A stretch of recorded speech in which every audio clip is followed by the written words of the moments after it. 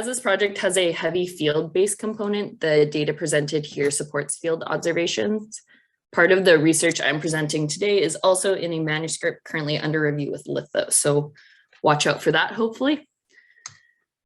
First off, I'd like to sincerely thank my collaborators and the organizations that contributed to funding this project. That's Graham Pearson, my supervisor at the University of Alberta. Luke Otis was my supervisor at the BC Geological Survey. Adrian Vezinet was also helpful as a postdoc at the University of Alberta, and he's now currently in France. Jan Luo helped out with LAI CPMS at the U of A, whereas Richard Stern runs the SIMS lab at the U of A. And Dan Milodragovic was on the Hogem team and is now at Natural Resources Canada. So the main goals of this thesis study were to address a lack of modern isotopic trace element data within the Hogem batholith, as well as in the Quesnel terrane and British Columbia in general, as well to better understand the petrogenesis of the Hogem batholith. This was done through constraining crystallization ages and the relative crustal and mantle contributions to the Hogem batholith, evaluating whether ancient crust was involved in magmatism, and estimating the relative magma conditions and the implications of that for mineralization. I'm going to start off just with a little bit of background on the geology of the region, starting with the Cordilleran framework. Just turn on my laser pointer. So shown here is the interpreted current terrain configuration within the North American Cordillera, where we will be focused on the intermontane superterrane, which is shown in purple here. And that includes the Quesnel, Stikine, and Yukon Tanana terranes that we'll be interested in, among others. In the late Paleozoic, these intermontane terranes had not yet accreted to the western margin of Laurentia or ancient North America. During this time, the basement to the Quesnel terrane was developing. And in the Hogem batholith, this is represented by the lay range assemblage, which has a maximum depositional age of 320 million years. And the intermontane terranes are thought to have been accreted approximately in the early Jurassic, around 180 to 170 million years.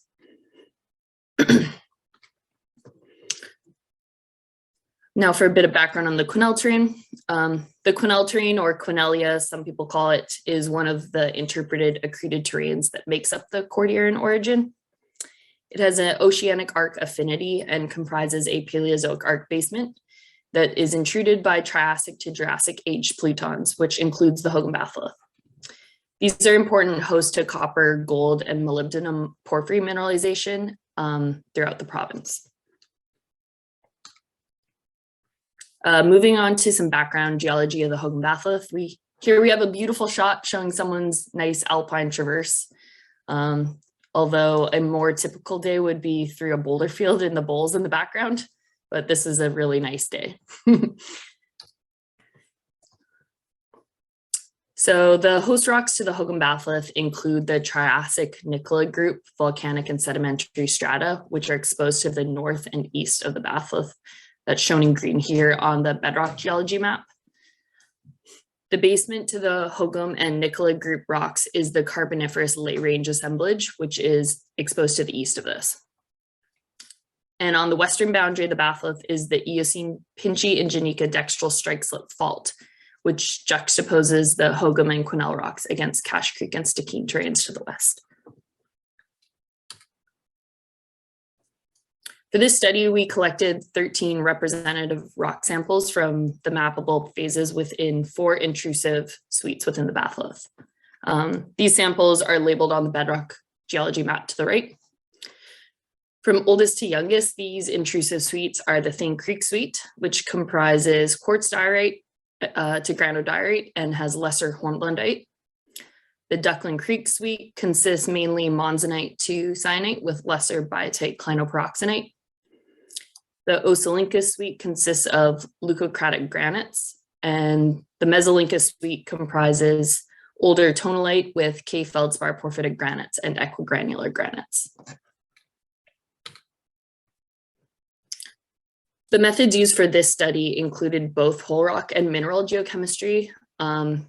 This talk will mainly focus on the mineral geochemistry aspect.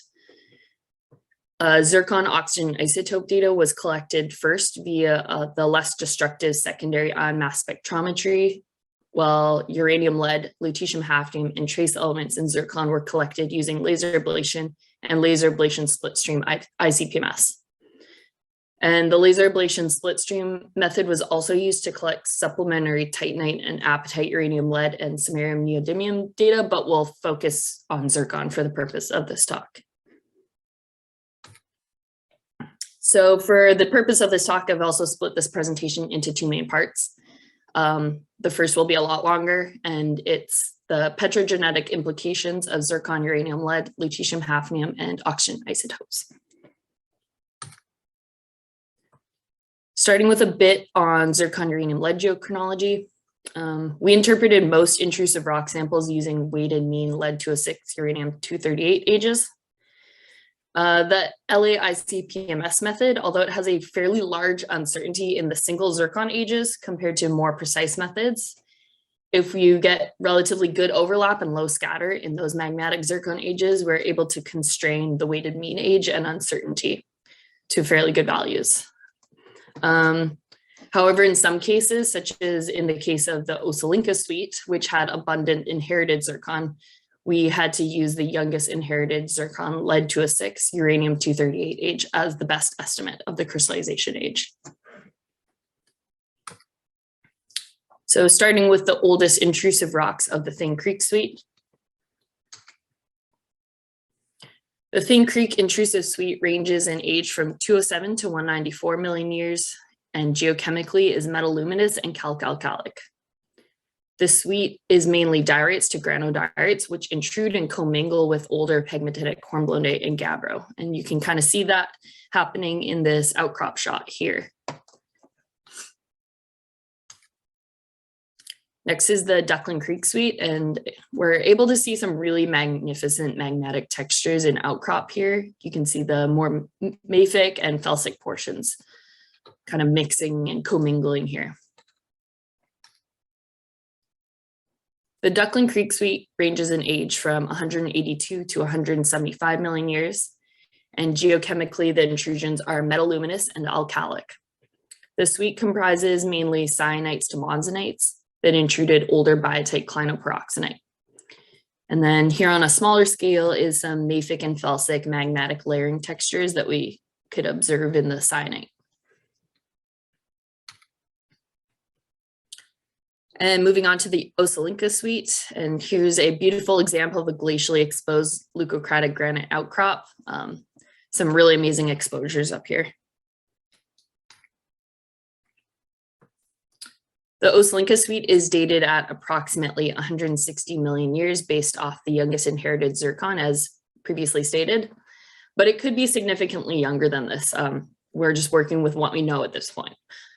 The suite consists of weakly paraluminous and calc-alkalic leucocratic granites, and these are cross-cut by feldspar porphyry sheets. And finally, the Mesolinka intrusive suite, which is the youngest interpreted suite in the Hogem batholith. And here I am sampling some gray tonalite. The Mesolinka suite is dated at approximately 135 to 127 million years. The oldest rocks are metalluminous to paraluminous and calcic tonalites, whereas the equigranular and K-feldspar porphyritic granites are younger and weakly paraluminous and calcic to calc-alkalic. Moving on to zircon oxygen isotopes. Zircon oxygen isotopes are useful as they may be used to assess the relative contribution of crustal recycling within a magma source. And this is because the mantle does not significantly fractionate oxygen. So on the figure to the right, we have the single zircon ages on the x-axis. And on the y-axis is zircon oxygen isotopes expressed by delta 18O, which represents the ratio of oxygen 18 to oxygen 16 relative to the Vienna standard mean ocean water value. And then we have the mantle value, which is 5.3 plus or minus 0.6 per mil, shown by the gray box. Values greater than this mantle value indicate components within the zircon source that interacted with the hydrosphere, which could be interpreted as crustal recycling, whereas values below this indicate hydrothermal interaction. The majority of the Triassic to early Jurassic Thane Creek and Duckling Creek suites generally have oxygen isotope compositions within the mantle range or just slightly above it, whereas the late Jurassic to Cretaceous zircons of the Mesolinca suite have distinctly higher oxygen isotopes, indicating a crustally recycled source of these younger rocks.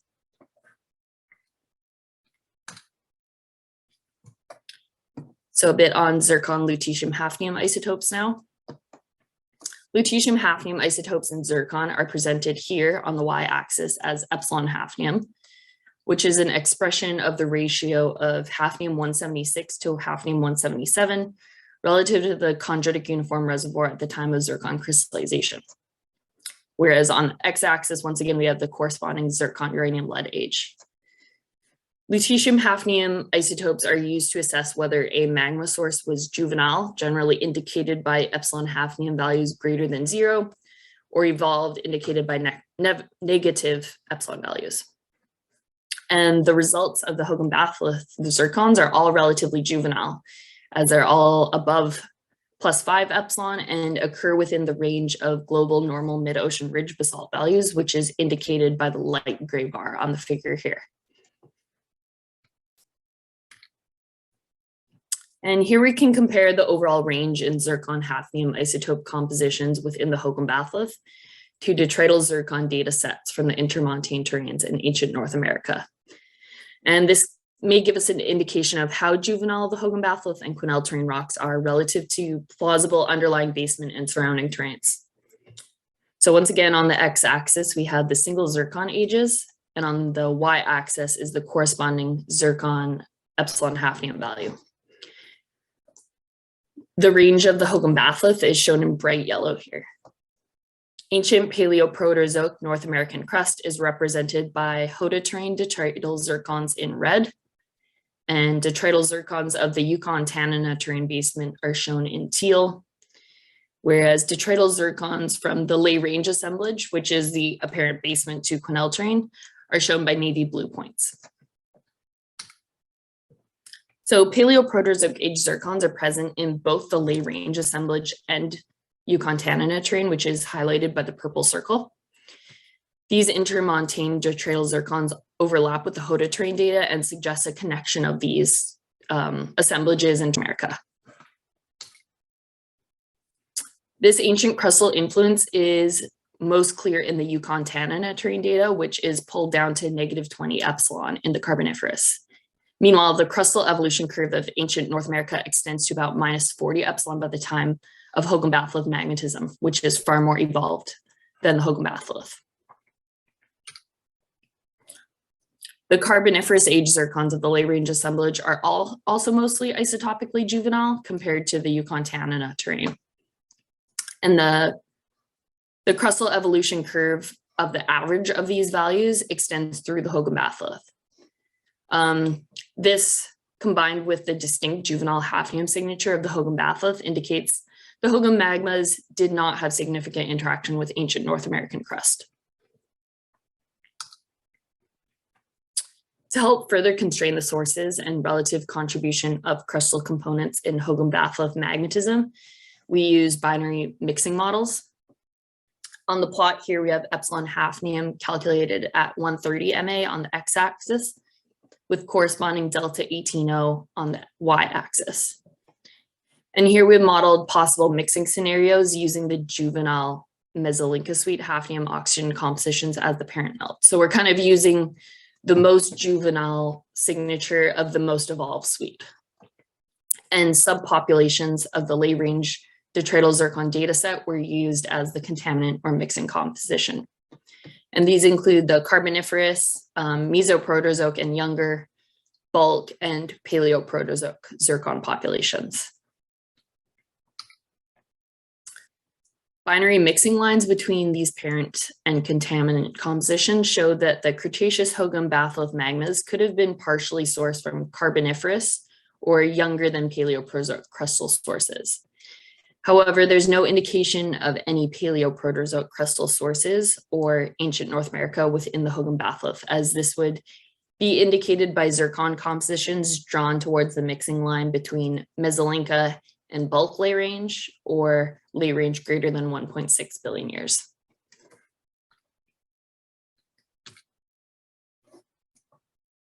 And we can also compare the Hogem epsilon hafnium data to other intrusions within the intermontane terranes to resolve information about the basements and source compositions along the strike of the Cordillera.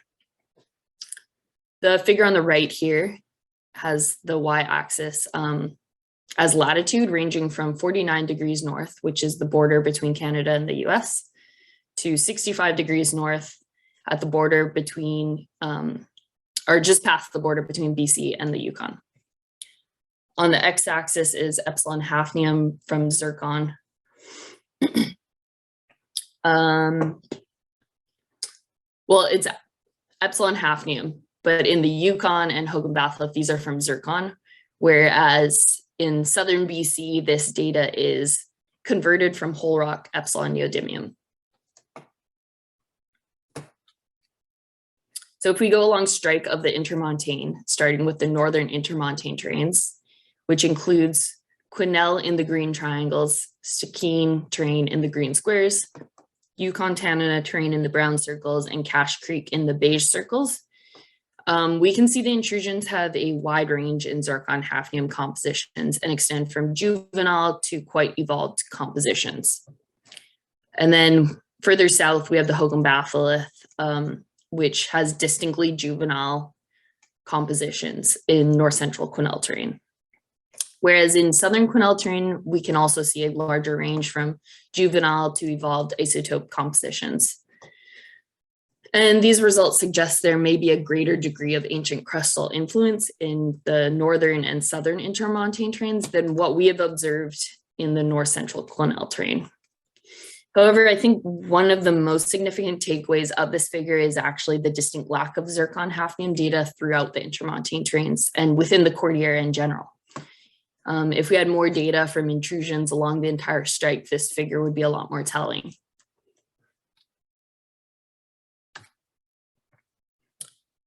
And the other spot in the Canadian Cordillera with magmatic zircon hafnium oxygen data available is the Jurassic to Eocene Coast Mountain batholith in Western BC, Southeast Alaska, and Southwest Yukon.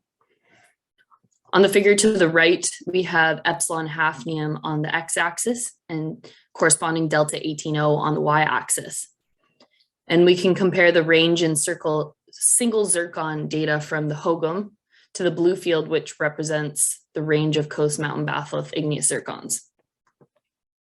The Coast Mountain batholith has predominantly juvenile mantle-like zircon hafnium oxygen compositions, which you can see overlap significantly with normal mid-ocean ridge basalt and depleted mantle fields. And this has been interpreted as derivation from the mantle and or direct melting of juvenile Stikine and Alexander terrane basement. This data has been used by the authors to show that long-lived, large volume Cordilleran batholiths can be generated without significant ancient crustal recycling. And on this figure, we can also see the majority of Triassic to Jurassic aged Hogem batholith zircons, shown in orange and purple, overlap with the hafnium range of the Coast Mountain batholith zircons and support these conclusions. More crustal recycling, albeit of a juvenile source rock, is indicated by higher delta 18O values in the Cretaceous Hogem batholith, though.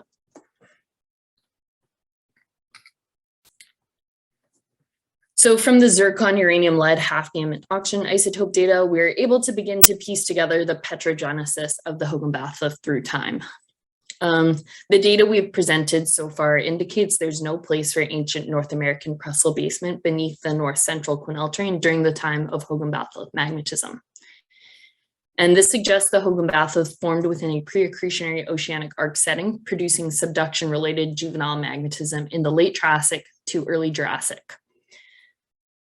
So the figure on the left here is a pretty basic schematic. It's by no means perfect, but it helps get the point across. So from 200 to 185 million years, we have Quesnel terrane arc crust shown in green with a lay range basement shown by blue within an island arc setting. And this is when we had juvenile Thane Creek Sweet magmatism and early Duckling Creek Sweet magmatism happening just due to subduction. And this evolved into a post-accretionary setting that generated mixed isotopic magmas, likely due to compression, resulting in remelting of the batholith and arc basement. And this schematic on the right here kind of envisions that transition in tectonic setting and petrogenesis. By the end of Hogem batholith magmatism in the Cretaceous, 135 to 127 million years, the Quesnel terrane had accreted onto the western margin of North America.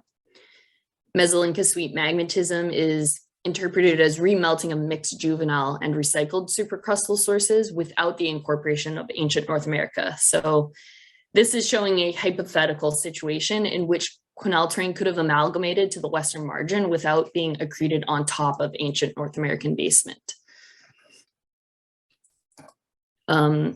We kind of envision more of like a mini continental collision rather than an actual accretion on top of North America. But whether that is true or not, we're not sure. Our data can't say that, but it's just an idea. And we can also make some inferences about the different sources to Quesnel terrane magmatism along the strike of the Cordillera. Again, here we have some schematics showing possible variations in accretion style in basement rocks. So in the northern Quesnel terrane, above 60 degrees north, a mix of juvenile and evolved Jurassic plutons may indicate significant interaction with an evolved pre-Carboniferous arc basement. Others have suggested the Quesnel terrane was possibly imbricated with the Yukon Tanana terrane by the time of Jurassic magmatism. And in the Yukon Tanana terrane, the snowcap assemblage basement was sourced partly from the Western North American margin. So maybe this is true in the Northern Cordillera. However, our data at 56 degrees north indicates that in north central Quesnel terrane, magmatism was primarily juvenile and suggests minimal interaction with more ancient crust. The Hogem magmas could have been partly sourced from the juvenile Carboniferous lay range assemblage basement, but there's no evidence of imbrication with a significantly more evolved ancient crustal component from the Triassic to Cretaceous. Whereas in the southern Quesnel terrane, magmatism has been shown to range from juvenile compositions in the west to more evolved compositions in the east. And this has been interpreted as the thrusting of eastern Quesnel terrane over North American crystalline basement, resulting in interaction of magmas with evolved ancient crust. And now I'm going to move on to part 2 of my talk, implications for mineralization. So just a bit of background on the mineralization of the region. Thane Creek Sweet coincides with a major 15 million year period of porphyry, copper, gold, and molybdenum mineralization at the Triassic-Jurassic boundary, around 200 million years in Quesnel and Stikine terranes.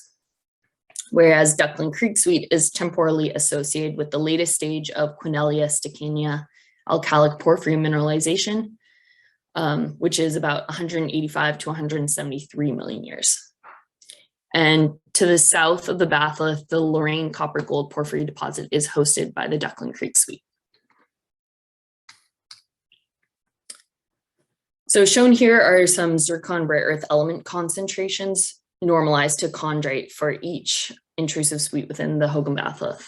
But since the older Thane Creek and Duckling Creek sweets have the greatest potential for porphyry style mineralization and predominantly magmatic zircons, we'll focus on these sweets in the following slides.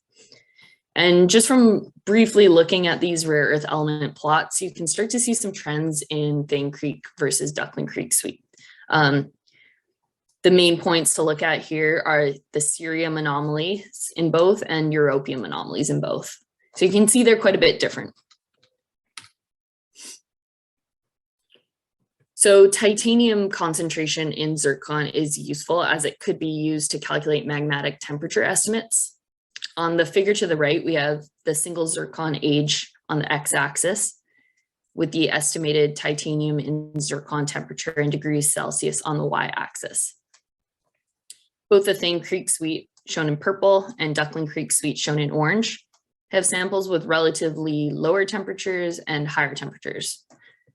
But most zircons occur close to the near solidus temperature, which is about 750 to 650 degrees Celsius, that has been observed in zircons associated with mineralization in other porphyry studies. And now I'm going to talk about some proxies for magmatic oxidation and hydration states. Zircon trace elements are useful in estimating these during zircon crystallization, and they could be proxies for mineralization as well. So the europium anomaly in zircon is a suggested proxy for either the magma oxidation state or fluid content within the magma, whereas the change in phthalate magnetic quartz buffer, or delta FMQ, is a proxy for the oxygen fugacity state.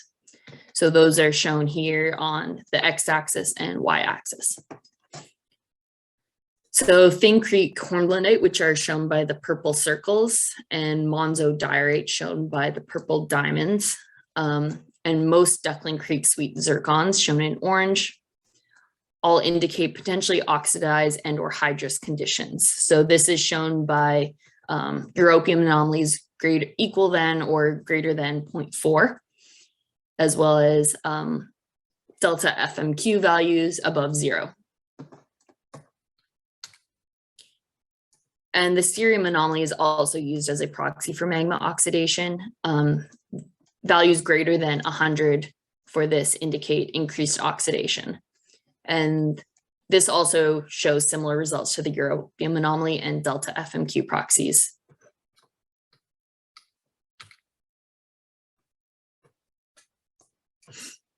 So implications for mineralization. Porphyry, copper, gold, and molybdenum deposits have been associated with oxidized and hydrous arc magmas, which are suggested by positive delta FMQ and elevated europium and cerium anomalies in zircon.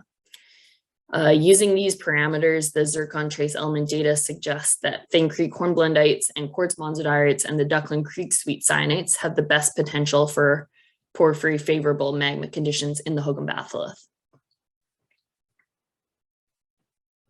And this kind of confirms previous studies, but there had been no trace element in zircon data collected for those previously.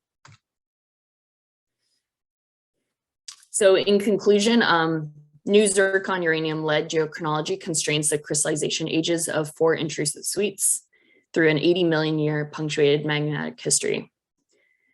The Thane Creek hornblendite and quartz monzodiorite and Duckling Creek suite cyanites had oxidized and hydrous magma conditions, which are more favorable for porphyry mineralization.